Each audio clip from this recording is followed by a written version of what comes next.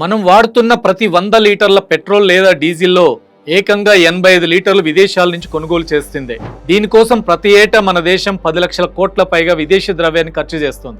ఈ భారీ ఆర్థిక భారాన్ని తగ్గించుకోవడానికి కేంద్ర ప్రభుత్వం సముద్ర మంథన్ పేరిట ఏకంగా 84,000 కోట్ల అంచనా వ్యయంతో ఈ భారీ పథకాన్ని ప్రకటించింది. మన తీర ప్రాంత సముద్ర గర్భంలో దాగున్న చమురు, గ్యాస్ నిల్వలను తోడి తీయడమే దీని ప్రధాన లక్ష్యం. కానీ ఇక్కడే ఒక పెద్ద ప్రశ్న ఉత్పన్నమవుతోంది.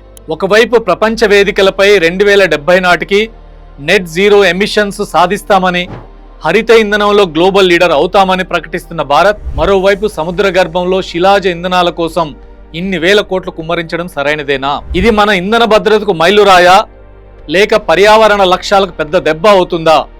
ఈ వీడియోలో క్షుణ్ణంగా విశ్లేషిద్దాం.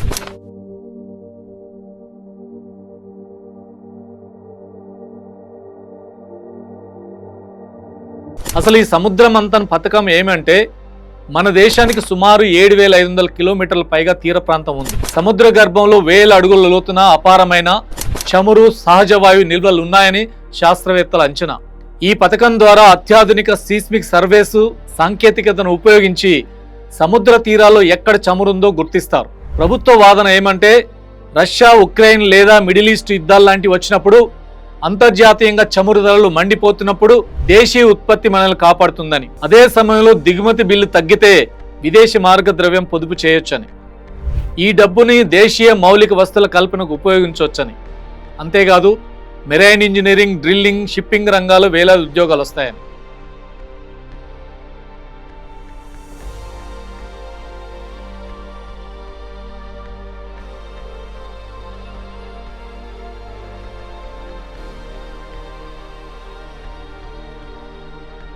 ఇక్కడే అసలు వైరుధ్యం బయటపడుతుంది. ఐక్యరాజ్య సమితికి చెందిన ఐపీసీసీ మరియు ఇంటర్నేషనల్ ఎనర్జీ ఏజెన్సీ స్పష్టమైన హెచ్చరికలు చేశాయి. ప్రపంచ ఉష్ణోగ్రతల పెరుగుదలను 1.5 డిగ్రీల సెల్సియస్ కు పరిమితం చేయాలంటే ప్రపంచంలో ఏ దేశం కూడా కొత్తగా శిలాజ ఇంధన ప్రాజెక్టుల్లో పెట్టుబడులు పెట్టకూడదు. భారత్ ఇప్పటికే 2030 నాటికి 500 గిగావాట్ల పునరుత్పాదక ఇంధన సామర్థ్యాన్ని సాధిస్తామని ప్రతిజ్ఞ చేసింది. మరి అలాంటప్పుడు ఆఫ్షోర్ డ్రిల్లింగ్ కు 84,000 కోట్లు కేటాయించడం అంటే మనం వెనక్కి అడుగు వేస్తున్నట్లేనా? ఒక ఆఫ్షోర్ ఆయిల్ ఫీల్డ్ నిర్మించి ఉత్పత్తి ప్రారంభించడానికి 8 నుంచి 10 సంవత్సరాలు పడుతుంది. అది కనీసం 30 నుంచి 40 ఏళ్ల పాటు నడుస్తుంది. అంటే 2060-70 వరకు మనం చమురు, గ్యాస్లను వాడుతూనే ఉంటామన్నమాట. మరి ఇది మన నెట్ జీరో 2070 లక్ష్యానికి పూర్తి విరుద్ధం కాదా?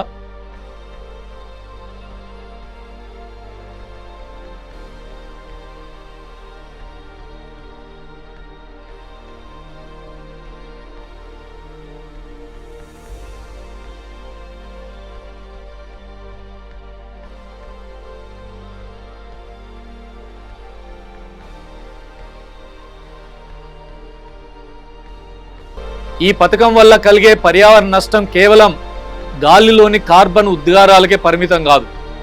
సముద్ర గర్భంలో జరిగే విధ్వంసం ఇంకా దారుణంగా ఉంటుంది. చమురు నిల్వలను గుర్తించడానికి సముద్రంలోకి ప్రతి కొద్ది సెకండ్లకి అత్యంత శక్తివంతమైన శబ్ద తరంగాలను పంపుతారు. ఈ శబ్దం డాల్ఫిన్లు, తిమింగలాల వినికిడి వ్యవస్థను నాశనం చేస్తుంది. అవి దిశానిర్దేశం కోల్పోయి ఒడ్డుకు కొట్టుకొచ్చి చనిపోతాయి. ఆఫ్షోర్ డ్రిల్లింగ్ సమయంలో ఏ చిన్న ప్రమాదం జరిగినా 1000 లీటర్ల చమురు సముద్రంలో కలుస్తుంది. ఇది సముద్ర జీవులను, పగడపు దిబ్బలను పూర్తిగా తుడిచిపెట్టేస్తుంది. మన దేశంలో సుమారు 40 లక్షల మంది మత్స్యకారులు తీర ప్రాంతాలపైనే ఆధారపడి జీవిస్తారు. డ్రిల్లింగ్ మండలాలుగా ప్రకటించిన ప్రాంతాల్లోకి వేటకు వెళ్లడానికి అనుమతి ఉండదు. దీనివల్ల వారి జీవనోపాధి తీవ్రంగా దెబ్బతింటుంది.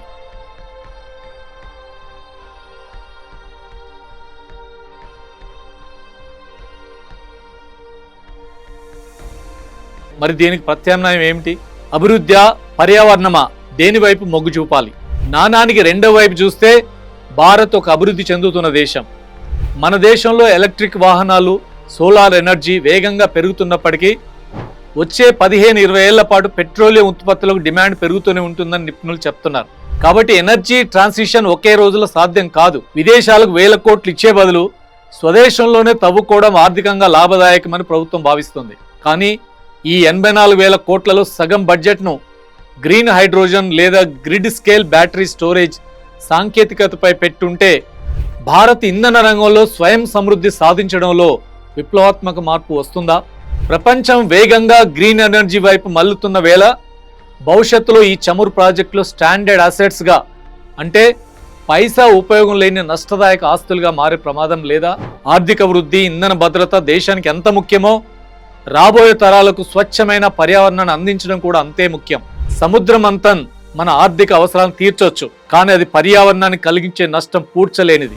మరి మీరేమనుకుంటున్నారు? మన దేశం ఇంధన భద్రత కోసం ఈ ఆఫ్ షోర్ డ్రిల్లింగ్ వైపు వెళ్లడం సరైన నిర్ణయమైనా, లేక ఈ నిధులను పూర్తిగా పునరుత్పాదక ఇంధనాలకే మళ్లించాలా? మీ అభిప్రాయాన్ని కింద కామెంట్స్ లో తప్పక తెలియజేయండి. ఈ విశ్లేషణాత్మక కథనం మీకు నచ్చితే లైక్ చేయండి, షేర్ చేయండి. మరిన్ని లోతైన విశ్లేషణ కోసం ప్రగతి మీడియాకు సబ్స్క్రైబ్ చేయండి.